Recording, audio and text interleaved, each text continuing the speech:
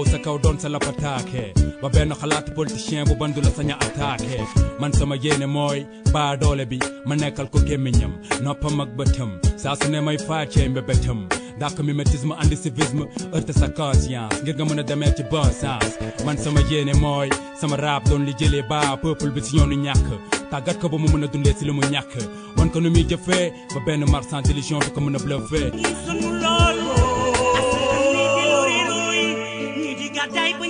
Mesdames, Mesdemoiselles, Messieurs, encore une fois, bonjour et merci de suivre votre émission Objection qui reçoit ce dimanche Abdoulaye Dieye, enseignant-chercheur à la faculté de droit à l'université Cheikh Anta Diop de Dakar. Monsieur Dieye, bonjour, c'est un plaisir de vous recevoir à l'émission Objection. Merci d'être venu. Bonjour Baye Oumar, le plaisir est partagé et permettez-moi également de saluer vos auditeurs et de remercier pour cette invitation. Alors, le foncier au Sénégal, que dire de la gouvernance foncière inaliénable et imprescriptible? Le littoral fait l'objet de bradage, les populations dénoncent, le chef de l'État met en place un groupe de travail alors qu'il existe la Commission nationale de réforme foncière qui a déjà déposé ses rapports. Finalement, à qui appartient la terre au Sénégal? Le sujet fait d'actualité. Abdoulaye Dieye, d'abord la première question. La première question, puisque vous êtes indiqué pour en parler, pour avoir été l'auteur d'une thèse doctorat sur le système foncier sénégalais. Abdoulaye Dieye, première question. À qui appartient la terre au Sénégal? Petite question, mais question pas simple. Et la réponse à cette question nécessite que je revienne sur le système foncier sénégalais. Parce que le système foncier sénégalais est constitué de 3 sous-ensembles. Il y a le domaine national, premier sous-ensemble, le domaine national, qui est l'espace le plus vaste et qui a été constitué en 1964. Il y a le domaine de l'État, deuxième sous-ensemble, et il y a, troisième sous-ensemble, les titres fonciers qui appartiennent aux particuliers. Donc vous voyez, domaine national, domaine de l'État et l'ensemble constitué par les titres fonciers qui appartiennent aux particuliers, qui appartient à la terre. C'est ça qui m'a amené à faire la configuration du système foncier sénégalais. La terre du domaine national n'appartient à personne. N'appartient à personne. Ça n'appartient ni à l'État, ça n'appartient pas aux collectivités territoriales, ça n'appartient pas à l'usager. C'est comme ça que cela a été conçu en 1964. C'est la loi sur le domaine national avec des principes bien clairs.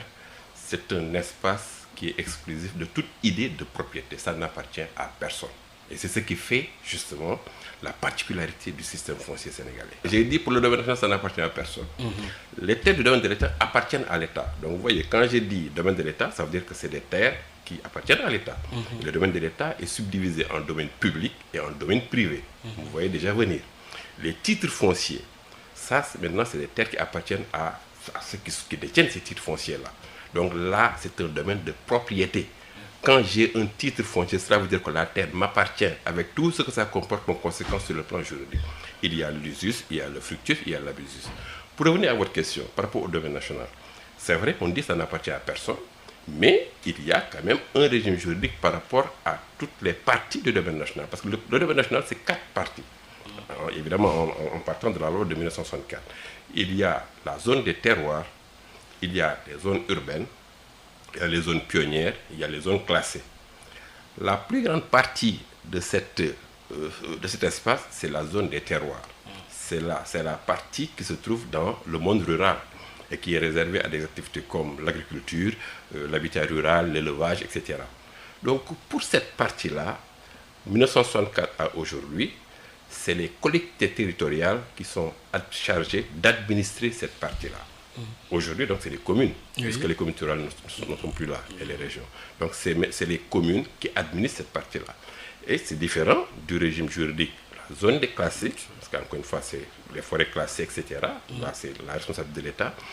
Mais également des zones urbaines, parce que là aussi, depuis le transfert de compétences, pratiquement, il y a une possibilité pour l'État d'immatriculer et de rétrocéder l'administration de ces terres aux collectivités territoriales.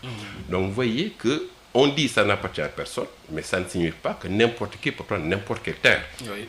Que prévoit l'administration des terres dans la zone des terroirs? C'est les collectivités locales qui doivent donner les terres, mais les collectivités locales ne doivent pas donner les terres à n'importe qui. Parce que c'est ça qui fait qu'aujourd'hui, on parle de critères dépassés. Mais jusqu'à aujourd'hui, c'est les critères prévus par la loi de 1964 qui sont en vigueur. Cela veut dire quoi? Moi, pour avoir une terre, il faut appartenir à la collectivité. Deuxième critère, il faut avoir la capacité de mise en valeur. Donc, vous voyez bien que, théoriquement, je dis, si on se fonde simplement sur ces critères-là, Oui. quand moi, j'habite Dakar, je suis né à Dakar, etc., je ne peux pas avoir une terre à Sadio, je ne peux pas avoir une terre à Sandiara. C'est ça la théorie. Maintenant, est-ce que ça colle avec la réalité? C'est peut-être ce qui justifie le fait qu'on doit obligatoirement revenir sur le système foncier. Mais tant qu'encore une fois, il n'y a pas de réforme, c'est ce régime juridique-là qui s'applique aux terres. Pour le domaine de l'État, j'ai dit tout à l'heure qu'il y a le domaine privé et le domaine public. Le domaine privé, ça appartient à l'État. C'est un titre foncier qui appartient à l'État. Et sur ce titre foncier-là, l'État peut donner des titres, par exemple, autorisation, des baux, que ce soit ordinaire ou bien amphithéotique, et même vendre sous certaines conditions. Mais le domaine public, c'est un ensemble qui est là, et il y a une notion fondamentale, c'est l'utilité publique. Cela veut dire quoi? Qu'on ne peut pas théoriquement s'approprier le domaine public. Et sur cette notion de domaine public, on y reviendra.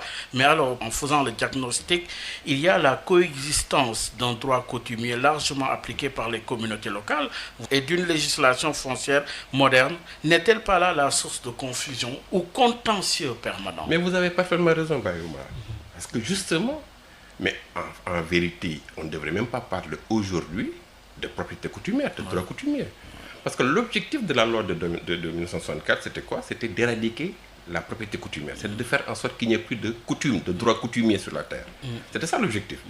Donc si aujourd'hui on parle de droit coutumier, et vous avez raison, c'est la source de tous les conflits, c'est parce qu'encore une fois, il y a un problème. Ce problème, c'est quoi? On a cherché à enterrer le droit coutumier. On a cherché à éradiquer la propriété coutumière. Mais à tort ou à raison? Ça, c'était l'option en 1964, avec des explications bien déterminées. Parce qu'encore une fois, on est parti du fait que on ne peut pas se développer, entre guillemets, avec la propriété coutumière, parce qu'il y a un besoin d'investissement, etc. Voilà pourquoi j'ai dit, avec des explications qui peut-être collaient à cette époque-là. Il y a eu des contestations. Les anciens propriétaires coutumiers n'étaient pas du tout d'accord avec cette option. Voilà pourquoi il y a eu toutes ces résistances. Et puisque l'État n'a pas mis les moyens pour que la loi de 64 soit appliquée véritablement, il y a eu donc cette subsistance-là. C'est bon de mettre en place une législation, mais si on ne crée pas les conditions d'application effective de cette loi, c'est-à-dire on crée une confusion. Et c'est exactement ce qui est arrivé. Voilà pourquoi, quand vous parlez de coexistence, j'ai dit c'est vrai, mais il ne devrait même pas y avoir de coexistence si on avait appliqué la loi sur le domaine national. Mais l'État n'a pas mis les moyens. Et cette loi-là dit quoi? Cette loi dit, la loi de 1964 dit que la terre, 95, à l'époque c'était 95% des terres, donc ouais, c'est presque toutes les terres. Toutes les terres. Hein? Que ces terres-là sont exclusives de toute idée de propriété. C'est-à-dire, voilà ce que je disais tout à l'heure, ça n'appartient à personne. Ça disait également qu'il y a la gratuité de l'accès. Pour avoir accès à la terre du domaine national, on ne paie rien. Je dis bien, on ne paie rien. Quand on réunit les conditions là, je suis membre de la collectivité, j'ai la capacité de mise en valeur, on fait une demande et on doit avoir accès à la terre. Mais ce qui a rendu la chose un peu plus compliquée, c'est qu'en mettant en place la loi de 1964, il y a eu un principe, le principe du maintien sur place de ceux qui occupaient effectivement la terre. Et c'est ça qui a fait qu'il y a déjà cette confusion-là entre quels sont ceux qui ont pu obtenir une affectation, ou bien ceux qui sont là, qui n'ont peut-être pas mis en valeur, mais qui sont encore là du fait qu'il y a eu ce principe du maintien sur place de ceux qui étaient effectivement usagers de la terre. Et donc, au moins là, la loi est claire, mise en valeur. Et de ce point de vue, Abdoulaye Dieye, invité d'objection, Abdoulaye Dieye, peut-on finalement connaître le pourcentage des terres immatriculées au Sénégal? Le pourcentage des terres immatriculées, ça, même si vous posez ça, en tout cas, nous avons posé la question au CRT Domaine, quand nous étions membres à la Commission nationale de la réforme foncière. Mais je vous assure qu'on n'avait pas une réponse exacte. Parce qu'encore une fois, les choses étaient claires en 1964. 95% des terres appartenaient au domaine national. Mais puisque la loi prévoit la possibilité pour l'État d'immatriculer, et quand on immatricule des terres du domaine national, ça vient dans le domaine privé de l'État. Et donc, il fallait peut-être une mise à jour. Mais il n'y a pas cette mise à jour. Aujourd'hui, on raisonne en termes simplement de à peu près. Mais il est difficile aujourd'hui de dire le domaine national, c'est 70% ou bien c'est 60%. En tout cas, nous, il y a 3 ans, quand on est dans la commission, c'était exactement ce genre de réponse que nous avions. Une idée, on peut pas avoir une Donc, idée. aujourd'hui, on peut peut-être penser, je dis, mais vraiment avec beaucoup de pincettes, compte tenu de tout ce qu'il y a eu comme immatriculation, peut-être ça doit se situer entre 60, 65, mais encore une fois, ça ne repose sur rien, vraiment rien de scientifique. Mais simplement en partant du fait qu'il y a beaucoup d'immatriculation, il y a eu beaucoup d'immatriculation, et quand on immatricule, ça quitte le domaine national et ça va dans le domaine privé de l'État. Dans le domaine privé de l'État. Mais alors, un plan d'action. Vous avez parlé de 64, mais un plan d'action foncier a été adopté en 1996, un plan qui favorisait les investisseurs. Quelles sont les limites et les dysfonctionnements? Oui, parce qu'encore une fois, dès les années 1990, les autorités se sont rendues compte qu'il y a quand même un problème au niveau du foncier et qu'il faut apporter une réforme. Et c'est ça qui pose problème, justement, parce que c'est pour vous dire que depuis pratiquement 1990, même bien avant, il y a eu des tentatives de réforme. Le plan d'action foncier faisait partie, encore une fois, de ces tentatives de réforme. Il y a eu une étude sérieuse qui a été menée et il y a eu des propositions. C'est ça qu'on appelle le plan d'action foncier, avec des scénarios. Option 1, option 2, option 3. Et il appartenait aux autorités de choisir une option et de mettre en œuvre. Ce n'était pas un document de politique foncière, mais au moins c'est un plan d'action. Malheureusement, ça n'a pas été fait. Et ça, vraiment, j'aurais pu, depuis 1996 jusqu'à aujourd'hui, vous dire toutes les tentatives qu'il y a eu. Toutes les tentatives qu'il y a eu pour apporter pour faire la réforme foncière. Et il n'y a eu aucune de ces tentatives qui a véritablement abouti à une réforme des textes. Quelles en sont les limites finalement? Les limites, les dysfonctionnements? Les premières limites, c'est quoi? C'est que la question foncière est sensible. 2, c'est quoi? C'est que moi je crois que les autorités ont peur de la question foncière. Pourquoi? Parce qu'encore une fois, c'est une question qui est sensible. 3, pour moi, c'est parce qu'encore une fois, il n'y a pas eu cette méthodologie-là qui devrait permettre aux populations d'en faire leur propre réforme.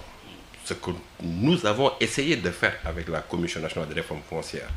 Parce que quand le président Souran est arrivé, il a posé cette question pertinente. Pourquoi depuis 1990-92, pratiquement, il y a des tentatives de réforme et aucune de ces réformes n'a abouti? Et entre autres réponses, nous avons dit, mais parce qu'encore une fois, c'est des réponses qui tombaient comme ça, entre guillemets, du ciel.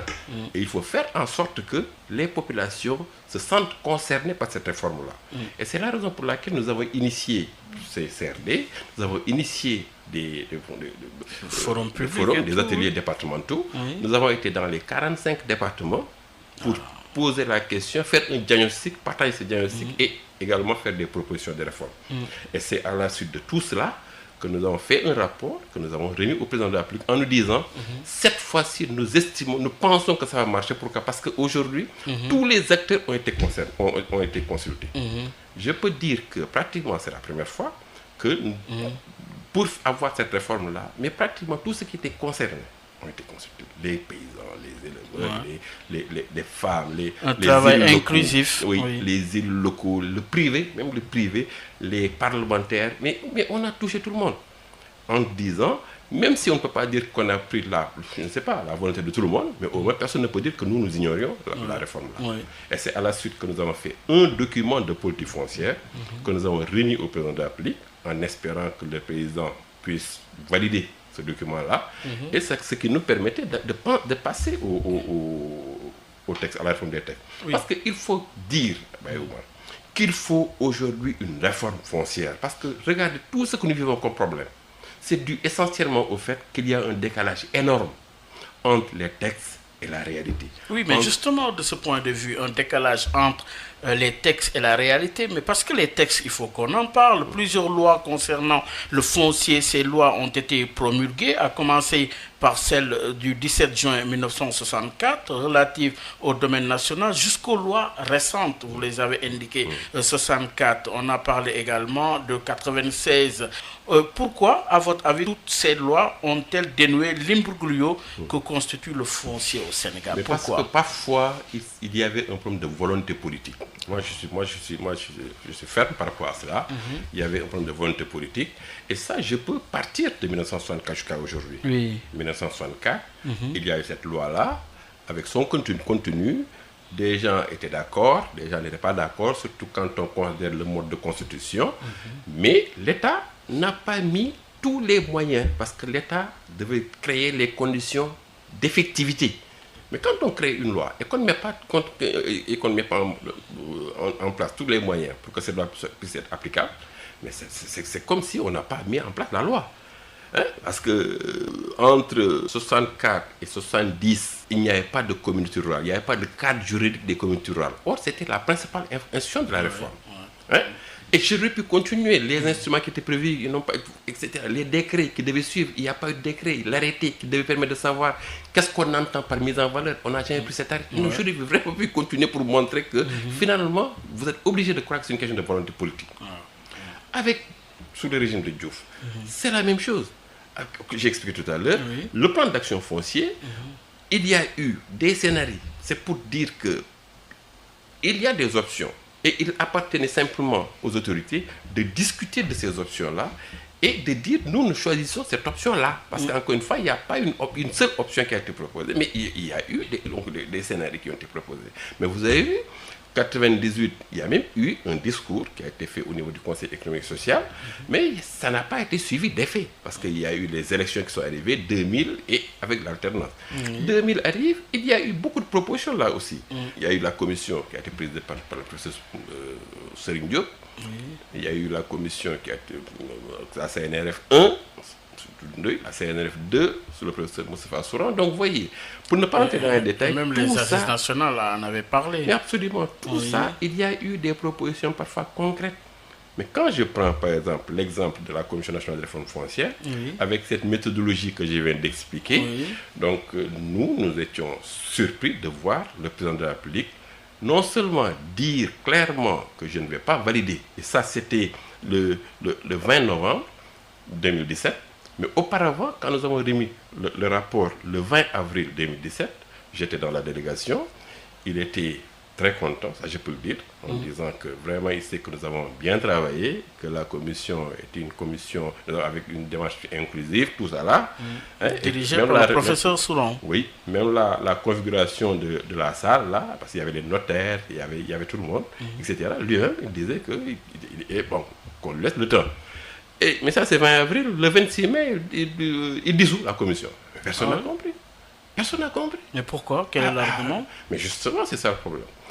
Le 26 mai, il dissout sans argument, parce qu'on a simplement vu qu'il y a eu un décret de dissolution. Et il a fallu attendre le 20 novembre, lors d'un conseil présidentiel, pour entendre le président dire « Je ne peux pas valider les propositions de la commission, parce que ce qu'il me propose est inacceptable. » C'est quoi? Il propose que le droit d'accorder des baux soit transféré aux collectivités locales. Vous savez ce qui pose problème? Nous n'avons jamais proposé cela. Ah oui? Jamais. Et hier j'ai peut-être compris pourquoi le président a eu cette position-là. Pourquoi? Quand j'ai entendu le ministre de l'Urbanisme intervenir lors d'une émission télé hier soir pour répéter cela, en disant, oui, mais écoutez, on n'a pas pu valider simplement parce que la commission proposait qu'il y ait transfert du droit d'accorder des baux aux collectivités locales. Mais pour moi, c'est très grave. Ah oui? D'abord parce qu'on n'a jamais proposé cela. Ah oui? Mais d'où est-ce qu'ils l'ont tiré? Mais je ne sais pas. C'est une bonne question. Voilà pourquoi moi, j'avais en son temps dit, soit il n'a pas compris, soit on lui a fait un mauvais compte-rendu, et je maintiens cela. Parce qu'encore une fois... Qui sert le chef de l'État? Le chef de l'État. Je le maintiens. Parce qu'encore une fois, ça ne figure pas. On n'a jamais proposé cela. Qu'est-ce que vous avez proposé? Le document de politique foncière. Qu'est-ce que vous avez proposé? Nous avons proposé le maintien au contraire, le maintien du domaine national comme élément du système foncier. Vous voyez, avec évidemment des propositions pour améliorer, pour faire en sorte quand même qu'on puisse... Mais ce qu'il faut retenir déjà, parce que ça aussi les gens ne le savent pas, c'est que les collectivités locales aujourd'hui ont des pouvoirs en matière foncière qui administrent les terres, la zone des terroirs. C'est les collectivités territoriales. Même par rapport au domaine public, il y a parfois des dépendances dont la gestion est confiée aux collectivités territoriales. Ce n'est pas toutes les dépendances, mais des dépendances qui donnent les autorisations de construire. Mais c'est les collectivités locales, c'est les collectivités territoriales. Maintenant, nous n'avons jamais dit qu'il fallait généraliser cela. Au contraire, nous avons proposé qu'il y ait un encadrement parce que nous sommes conscients des abus qu'il y a par rapport aux collectivités locales. Lors des concertations décentralisées, beaucoup de gens nous ont dit nous ne voulons pas que les collectivités locales gèrent nos terres parce qu'il y a abus, les gens vendent les terres. Or, Bayoumar, personne ne peut vendre la terre du domaine national. Personne. Je répète, personne. Le président de la République, le ministre, le maire, personne, le marabout, personne ne peut vendre la terre du domaine national. Mais c'est source d'enrichissement maintenant de plus en plus. Mais c'est ce qui pose problème. Voilà pourquoi nous avons dit il faut une réforme. Parce qu'encore une fois, on peut tout reprocher au domaine national, à la loi sur le domaine national. Mais si aujourd'hui on en est au moins à parler de réforme, à parler de quelques terres qui existent, c'est parce qu'il y a eu cette loi. Maintenant, je ne dis pas que ça a été respecté, ce n'est pas du tout respecté, parce qu'il y a beaucoup d'abus par rapport aux fonciers. Mais au moins, le seul fait qu'il y ait eu qu'il y ait quelques ressources disponibles, c'est parce qu'il y a eu la loi sur le domaine national. Maintenant, l'évolution du contexte a fait qu'il faut vraiment revenir sur tout ça. On est d'accord. On est d'accord. Oui, c'est devenu une nécessité. C'est devenu une nécessité. Mais alors, Abdoulaye Dieye, toujours dans la même foulée. Le domaine maritime, je veux surtout faire référence au littoral, qui est l'objet de toutes les convoitises, alors qu'il est censé être inaliénable et imprescriptible. Comment, Abdoulaye Dieye, expliquez-vous le bradage auquel on assiste en ce moment sur le littoral? Là, c'est la loi. C'est la loi. C'est encore une fois la loi de 66 de juillet 1976 qui dit clairement en son article 9 que c'est inaliénable et c'est imprescriptible. Vous savez, inaliénable, ça veut dire quoi? Ça veut dire qu'on ne peut pas vendre. Mais ça, c'est surtout le domaine public. Le domaine public. On ne peut pas... J'ai dit au début qu'il y a une distinction à faire entre le domaine privé et le domaine public. C'est le domaine public qui est inaliénable. C'est le littoral. Et imprescriptible. Parce que ce que les gens doivent savoir également, c'est que le domaine public, ce n'est pas que le littoral. Le domaine public, encore une fois, c'est la loi qui distingue le domaine public naturel et le domaine public artificiel. Le domaine public artificiel, c'est pratiquement les routes, les aéroports, les aérodromes, etc. Donc c'est toute une énumération. On voit toujours la main de l'homme. Mais c'est des installations, c'est des ouvrages qui normalement sont régis par la notion d'utilité publique. Et voilà pourquoi c'est réglementé. La route, il y a le domaine public routier, il y a le domaine public maritime, etc. etc. Ça, c'est le domaine public artificiel. À côté, il y a le domaine public naturel. Maintenant, tout ce qu'il y a comme eau, c'est ça le domaine public naturel. Donc vous voyez, c'est une partie de la mer, c'est les fleuves, c'est les rivières, c'est les lacs, c'est les étangs. Tout ça, c'est domaine public au Sénégal. Il y a le domaine public maritime, il y a le domaine public fluvial. Parce que quand c'est le fleuve, etc., ça c'est le domaine public fluvial. Et là, nous sommes dans le cadre du domaine public maritime. Là, c'est du littoral, le domaine public maritime. Et vous savez, le domaine public maritime, ce n'est pas simplement l'eau. C'est également une bande de terre. Là où les vagues s'échouent. C'est ça qu'on appelle en droit la laisse de basse mer. Quand les vagues s'échouent, à partir de là, vous faites un trait sur 100 mètres. Tout ça, c'est le domaine public maritime. Personne n'a le droit d'y toucher. Personne n'a le droit d'y toucher. Inaliénable et imprescriptible. Mais on a parlé, entre guillemets, de l'alinéa 8 de cette loi, qui ouvre la porte à toutes ces dérives, tous ces abus, finalement. Oui, mais parce qu'en réalité, quand on a mis cette protection du domaine public, en mettant l'accent sur le fait que ça... Il y a une petite ouverture. C'est le déclassement, c'est la possibilité de déclassement. C'est ça. Et ça... Vous savez, le problème du Sénégal, c'est quoi? Le problème du Sénégal, c'est que on a l'habitude de ne pas respecter l'esprit des textes. l'esprit des textes, on cherche toujours des lacunes, on cherche des failles, on cherche des ambiguïtés dans la lettre des textes, on s'y engouffre et on viole la volonté du législateur. Et ça, j'ai l'habitude de le dire dans beaucoup de domaines. Quand on prend, par exemple, même, c'est pas le sujet, le mandat, c'est en réalité, on cherche des failles pour pouvoir avoir quelque chose. Quand on regarde la révision des constitutions, le principe est clair, c'est par référendum, mais on cherche toujours une exception, on passe par le Parlement, etc. J'aurais pu vraiment donner beaucoup d'exemples comme ça, comme au Sénégal. Le principe, il est là. Il y a une toute petite exception et on s'engouffre sur le principe, sur l'exception et on en fait pratiquement le principe. Qu'est-ce que je suis en train de dire? Le problème, c'est que tant que c'est dans le domaine public, c'est inaliénable, c'est imprescriptible. Mais ça, on ne peut pas vendre on peut pas ad vendre. vitam aeternam. Ensuite, le fait d'y être pendant 200 ans, vous n'allez pas en être le propriétaire. C'est ça. Ok, imprescriptible. Mais il y a eu une petite ouverture. On a dit, mais quand même, le président de la République peut par un acte procéder au déclassement. Déclassement. Mais là aussi, c'est clair, hein? Au déclassement. Oui, quand? Mais en comment? se fondant toujours sur la notion d'utilité publique. D'utilité publique. Quand on déclasse, ça fait sortir le bien du domaine public pour le faire entrer dans le domaine privé de l'État. Et quand ça entre dans le domaine privé de l'État, l'État a la possibilité maintenant de donner les titres qui sont prévus dans le code du domaine de l'État. Autorisation d'occuper, bail ordinaire, bail emphytéotique, concession de droit de superficie, tout ça c'est des titres qui sont prévus. Mais le problème c'est quoi? Le problème c'est qu'en même temps, il y a le code de l'environnement, article 69, alinéa 2, qui dit clairement que seules sont admises sur le domaine public maritime, sur le domaine public fluvial, les installations à titre d'occupation privative, les installations légères et démontables. C'est clair. Légères et démontables. Et vous voyez, l'esprit, c'est quoi? C'est que même si on vous a permis d'être là, vous ne devez pas faire une construction dur, béton dur par exemple. C'est aussi simple que ça. Légère et démontable. Et ça, c'est le code de l'environnement de 2001 qui le dit. Ça veut dire quoi? Le code prévoit la possibilité d'occupation privative. Parce qu'encore une fois, dès l'instant qu'il y a déclassement, on peut admettre que le président de la République, par exemple, en tout cas accepte qu'il y ait, par exemple, à travers ces titres-là, une occupation privative, une mise en valeur. Mais ce qui est clair, c'est que si on respecte le code du domaine de l'État, les installations doivent être des installations légères et démontables. C'est du français. Oui. Hein? Légères et démontables. Est-ce que sur le littoral, on voit des installations légères et démontables? Du tout. Voilà. Pour dire la vérité. Alors, mais justement, vous avez parlé justement des possibilités. Vous avez parlé aussi du cadre juridique, réglementaire. Mais la réalité est tout autre aujourd'hui, sur le terrain. Oui, la réalité est tout autre. Et ce qu'il faut déplorer, je l'ai expliqué tout à l'heure, c'est qu'on ne respecte pas l'esprit des textes. Mais tout ça a été rendu possible par quoi?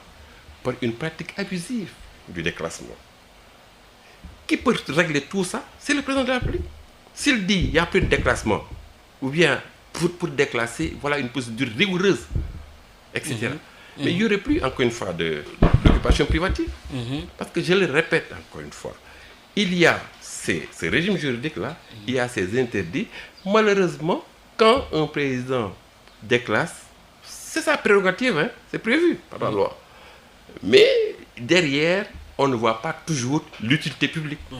Mais quand c'est quelqu'un qui bénéficie, par exemple, de cet immeuble-là, qu'il vend, où est l'utilité publique?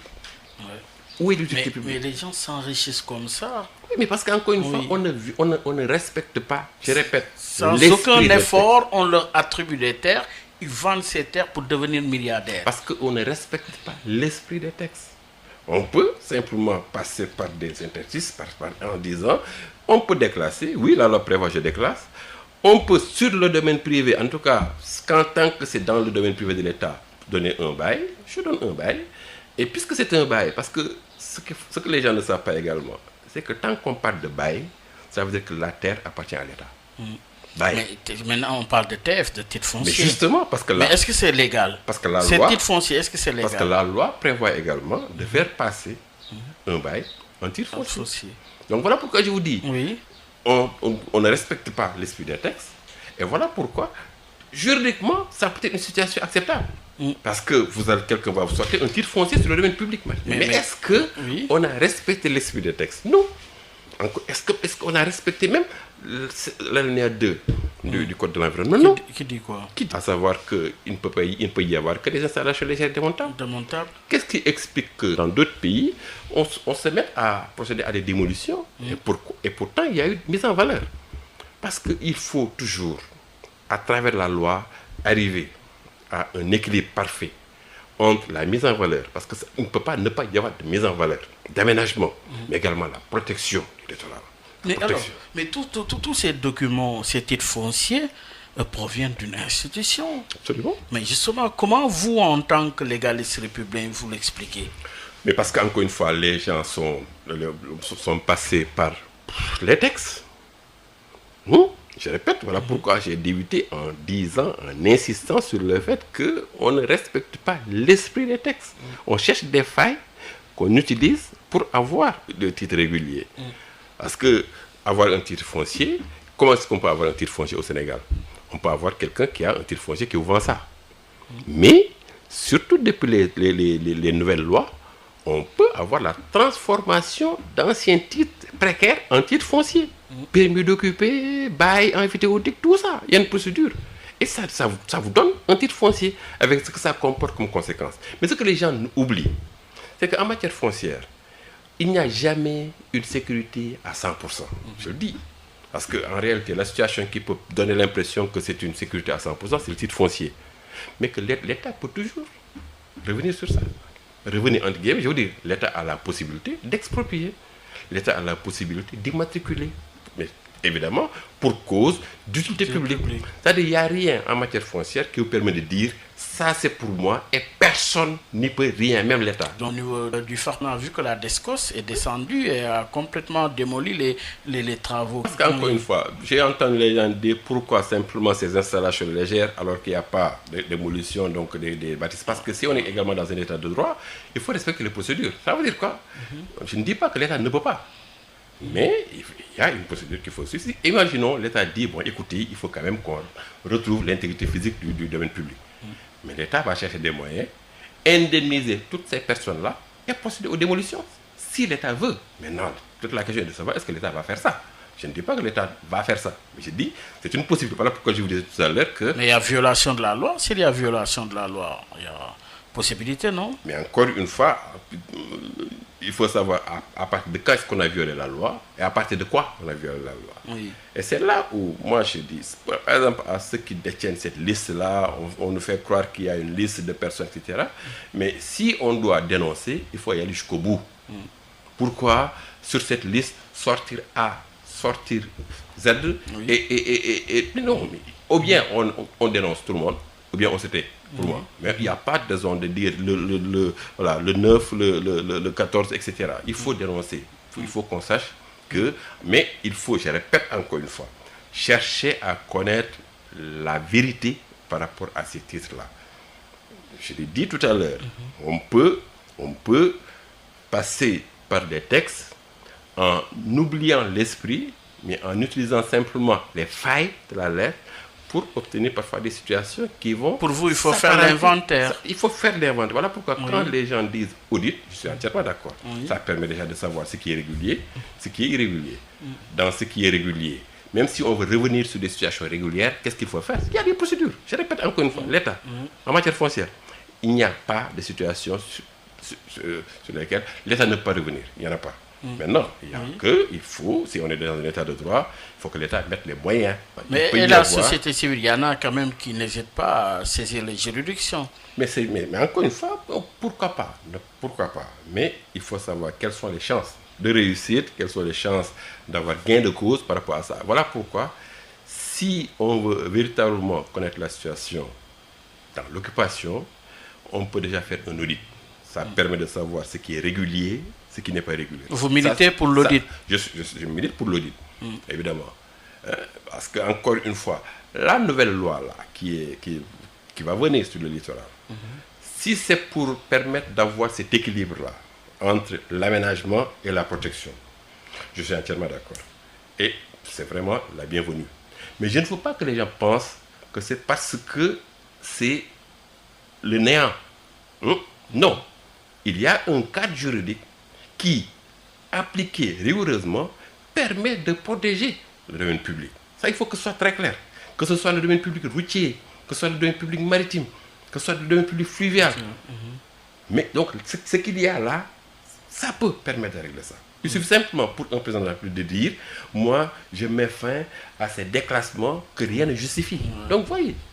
Mais donc, il ne faut pas faire croire aux gens qu'il faut obligatoirement une loi sur le littoral pour mettre fin à ces... Non, c'est faux. Nous avons déjà un arsenal juridique qui est suffisamment protecteur et qui, utilisé à bon escient, peut permettre de régler. Mais justement, dans la même foulée, le chef de l'État a annoncé la mise en place d'un groupe de travail qui aura pour mission de faire un état des lieux exhaustif de l'occupation du littoral avant de prendre toute décision. Ce groupe de travail regroupe les ministères de l'économie et des finances et de l'urbanisme, de l'habitat, entre autres. Oui, justement, quel commentaire? Mais si par exemple ce groupe de travail va arriver à la conclusion qu'il faut faire un audit, je dis pourquoi pas. Mais si c'est pour, encore une fois, proposer des textes, là, ou bien mettre en place une commission, je dis, ça sert à quoi? Parce qu'encore une fois, le travail que la commission a eu à faire, la Commission nationale des fonds publics, parce que nous avons même fait des recommandations sur le littoral, pour vous dire. Sur le littoral. Pour dire quoi? Pour dire qu'il faut mieux protéger le littoral. C'est important de retenir ça. Ce que nous avons dit clairement, pour résumer, c'est qu'il faut mettre en place également un régime pour la mise en valeur. Pour aménager, même s'il faut également protéger davantage le littoral. Parce que ce qui est important, je l'explique encore, c'est la notion d'utilité publique. Parce que même s'il y a installation, même s'il y a occupation privative, il faut quand même qu'on voit la notion d'utilité publique. Mais personne n'a le droit de dire, ça c'est pour moi, le reste de la population n'a pas le droit d'accéder ici sans expliquer pourquoi. La volonté politique, il y a. On entend le président de la République dire, nous bloquons tout, c'est très bien. C'est très bien. Parce que quand même, on peut dire, peut-être c'est pas lui qui a, etc. Mais il y a eu ce scandale, il a dit, on arrête tout. Moi, j'ai dit, c'est très bien. Parce que ce que les gens ne savent pas également, j'ai entendu le ministre dire toujours, oui, mais c'est un maire qui a donné l'autorisation de construire. Mais ce qu'il n'a pas dit, c'est que c'est les services de l'État qui procèdent à l'instruction des dossiers.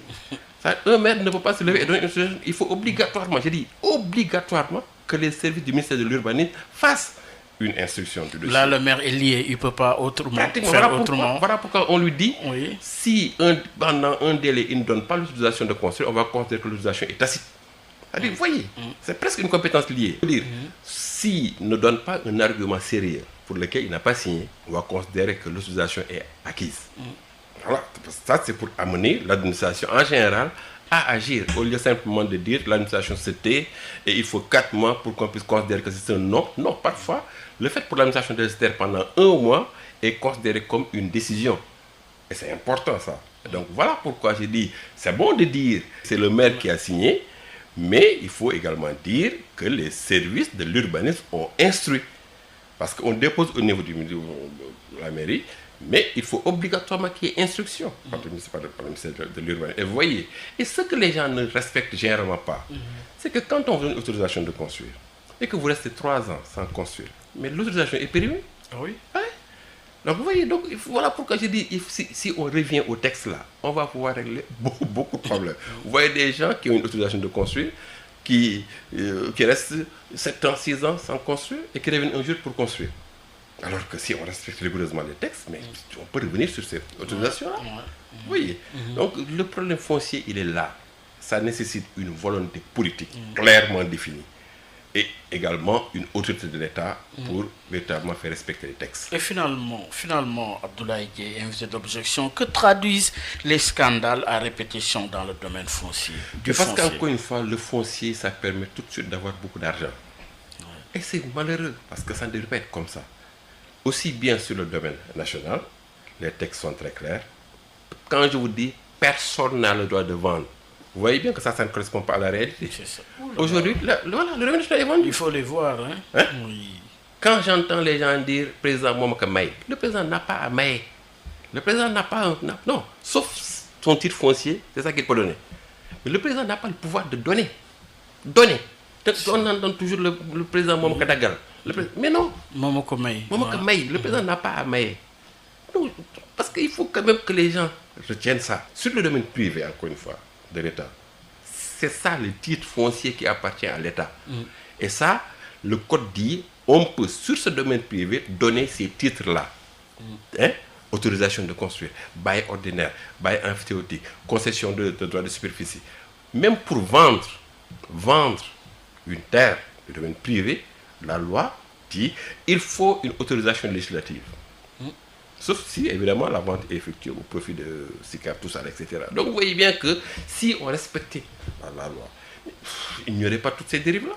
Quels sont les maires, ça je regrette de le dire, mais les maires vendent les terres. Finalement, Abdoulaye Dièye, quelle réforme majeure préconiseriez-vous pour une bonne gestion des terres, pour parler de perspectives de changement? Une réforme foncière avec la réforme des textes qui est basée sur un document de politique foncière consensuel. Parce qu'encore une fois, si on met en place une réforme qui tombe comme ça d'en haut, il y a de fortes chances qu'il y ait des problèmes d'application de ces textes-là. Par contre, si c'est fondé sur un document consensuel, il y a d'abord la compréhension des enjeux, mais même si on ne peut pas dire que tout le monde est d'accord sur les orientations stratégiques, mais on peut quand même comprendre pourquoi l'État a décidé d'aller dans un sens ou dans un autre. Et vraiment, c'est exactement ce que nous avons cherché à faire à travers la Commission nationale des réformes foncières. C'est vraiment dommage. C'est vraiment dommage. Je regrette très fortement. Vous savez pourquoi? Parce que j'ai la conviction profonde qu'il sera difficile d'avoir un niveau de consensus comme celui que nous avons eu avec cette Commission nationale des réformes foncières. Et aujourd'hui, rien ne s'oppose à l'effectivité des mesures que vous avez préconisées. Oui, mais il faut au moins que le président reprenne le rapport, lise le rapport, parce qu'il n'y a plus de commission. Quand j'entends les gens dire commission, je dis non, mais moi j'interviens en tant que peut-être quelqu'un qui a travaillé sur le foncier, mais ce n'est pas en tant que membre, il n'y a plus de commission. Maintenant, moi je suis libre, je crois avoir la légitimité scientifique pour parler de ça. Je l'enseigne à l'université, ensuite, voilà, donc j'ai un petit... Il faut que les Sénégalais aussi... Mais en tant que commission, la commission n'existe plus. Mais c'est dans le domaine public. Parce qu'ils disent, la commission a proposé A ou B, ils n'ont qu'à lire. Est-ce qu'ils vont pouvoir sortir ça?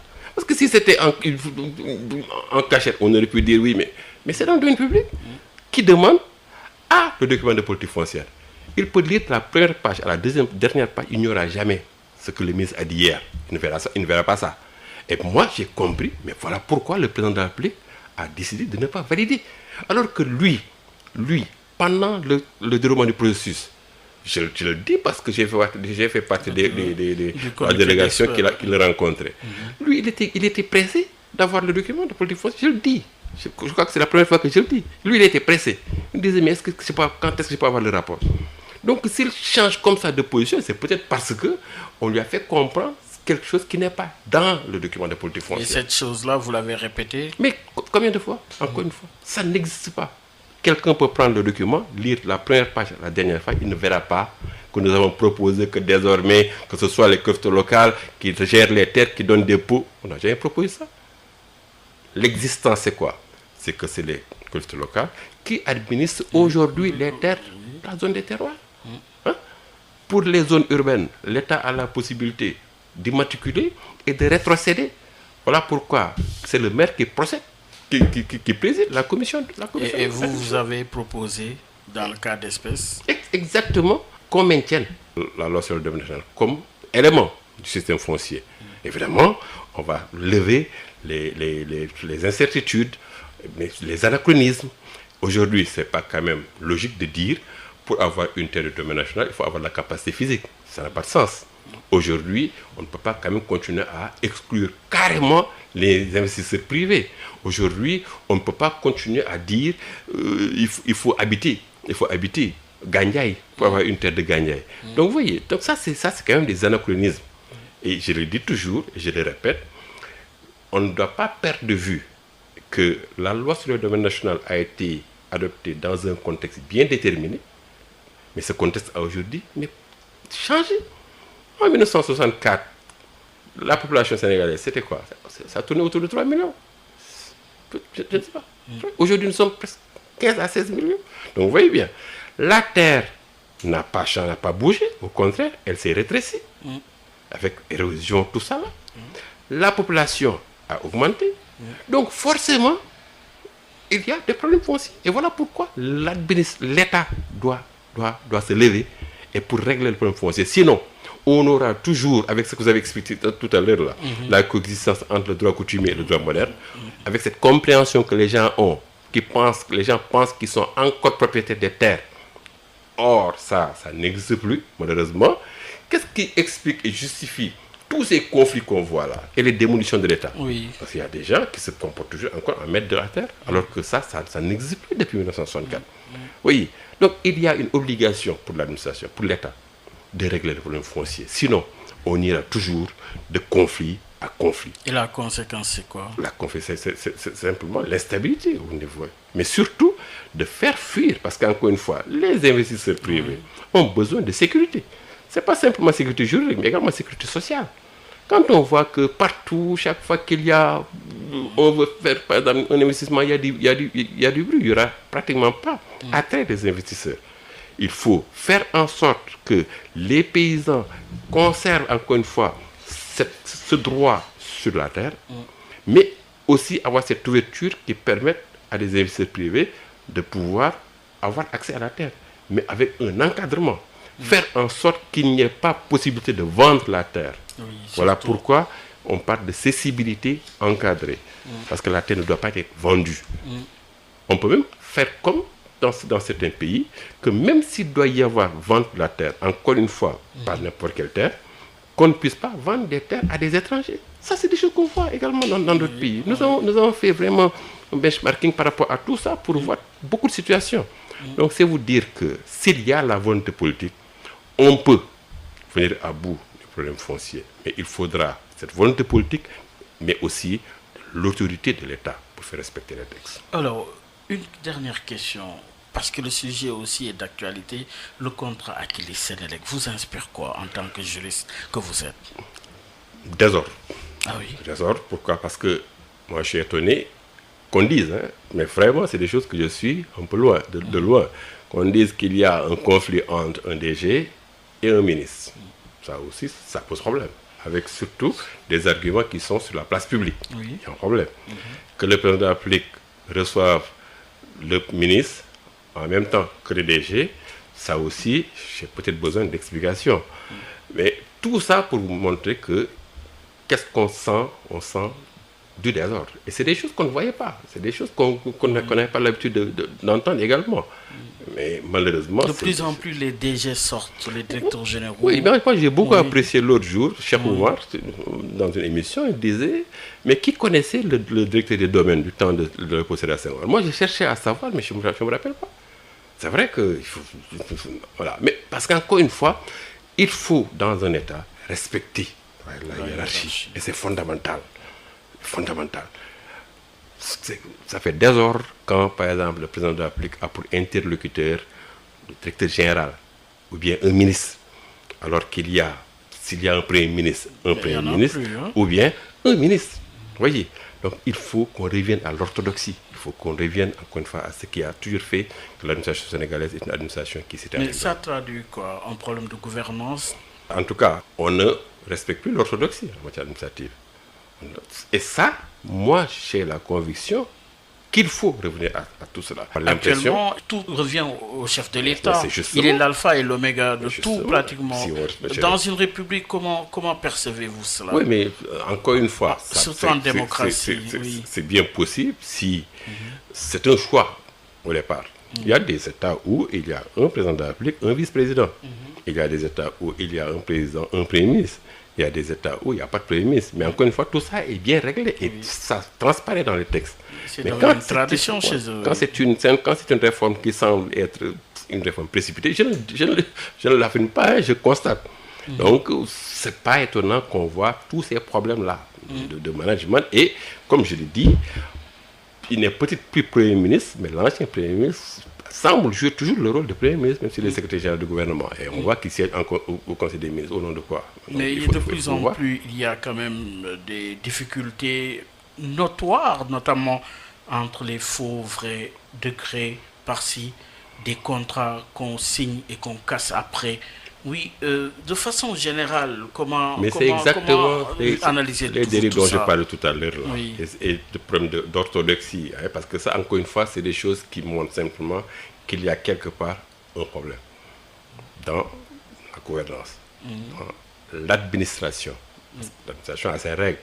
Et je crois qu'au Sénégal, on peut tout nous reprocher, sauf de n'avoir pas eu dans le passé une administration vraiment avec respect des règles, et ça a donné ce que ça donne aujourd'hui, hein, avec des ressources humaines qui sont de qualité, mais des textes qui sont également des textes de bonne qualité.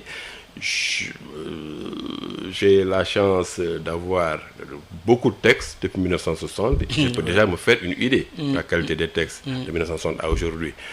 De la même manière, au niveau des jugements, des arrêts, des juridictions, des tribunaux, on voit toute la différence dans la motivation entre les décisions d'avant et les décisions d'aujourd'hui. Je ne tire aucune conclusion, je me limite à constater. Oui. Et ça vous donne quoi le constat pour le qualifier en une minute? Qu'on peut peut-être mieux faire. Qu'on peut peut-être mieux faire. Merci beaucoup. Merci. Abdoulaye Dieye, il était notre invité. Il est ancien membre du comité technique de la Commission nationale de réforme foncière, enseignant-chercheur à la faculté de droit à l'université Cheikh Anta Diop de Dakar. Il est auteur d'une thèse de doctorat sur le système foncier sénégalais. Et oui, il a été beaucoup question de foncier. À qui appartient la terre au Sénégal? Personne nous a-t-il répondu. S'il s'agit du domaine national, en tout cas, merci pour tous ces éclairages. Il a été ancien membre du comité technique de la Commission nationale de réforme foncière. Ça a été un plaisir encore une fois de vous recevoir. Objection. Le plaisir est partagé. Bye bye.